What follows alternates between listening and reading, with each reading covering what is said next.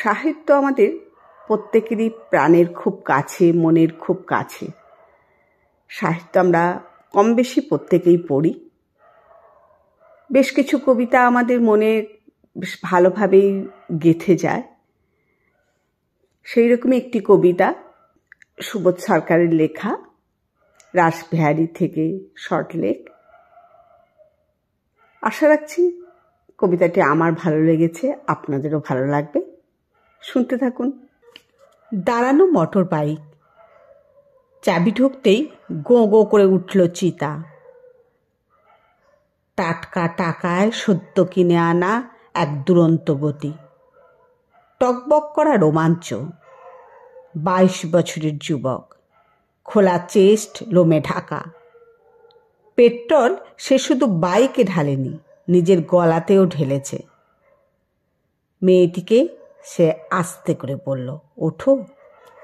মেয়েটির উদ্ধত নাক, রাগী চোখ, পৃথিবীকে অবজ্ঞা করার মতো থুতনি। 19টা পলাশ গমগম করছে তার সর্বাঙ্গে। সন্ধ্যার রাসবিহারী দেখল, ছুটল মোটর বাইক বালিগঞ্জ স্টেশনের দিকে। কিন্তু পূর্ব রেলের বালিগঞ্জ তাদের গন্তব্য নয়।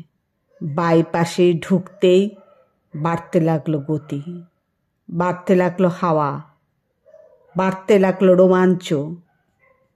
সাধারণত একটা বোতাম খোলা থাকে।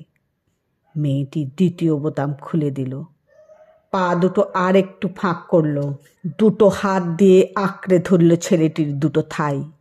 গতি গতি, আরো ঝড়, আরো শোষো। 60, 80, 85, 100, 105 বাইপাস।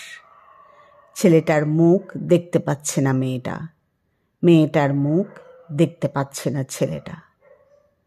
নতুন চাকা, নতুন স্টিয়ারিং, নতুন পেট্রোল, নতুন হেলমেট, কিন্তু হেলমেটে ঢাকা ছেলেটার চোখে জল। কেন? শর্টলেক আসার আগে ছেলেটি চরম সীমায় পৌঁছল। আস্তে করে দুটো হাত তুলে নিল স্টিয়ারিং থেকে, জুতো দিয়ে চেপে ধরল ব্রেক। মুহূর্ত তার মনে হলো 25,000 টাকা নয়, 25 পয়সা দিয়ে সে এটা কিনেছে। মাত্র একটা সিকি, ছোট্ট একটু নিকেল, কয়েকটা ইংরেজি অক্ষর, হিন্দি অক্ষর। থু, 4 আনা। থু, জীবন। ইচ্ছে করে ধাক্কা মারল গাছের গুঁড়িতে।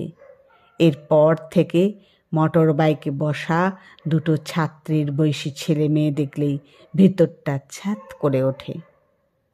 নতুন হেলমেট, হেলমেট দিয়ে ঢেকে রাখা চোখের জল। শোনো, আমরা যারা মাস্টারমশাই তাদের চোখেও জল থাকে, হেলমেট দিয়ে নয়, বই দিয়ে ঢেকে রাখি।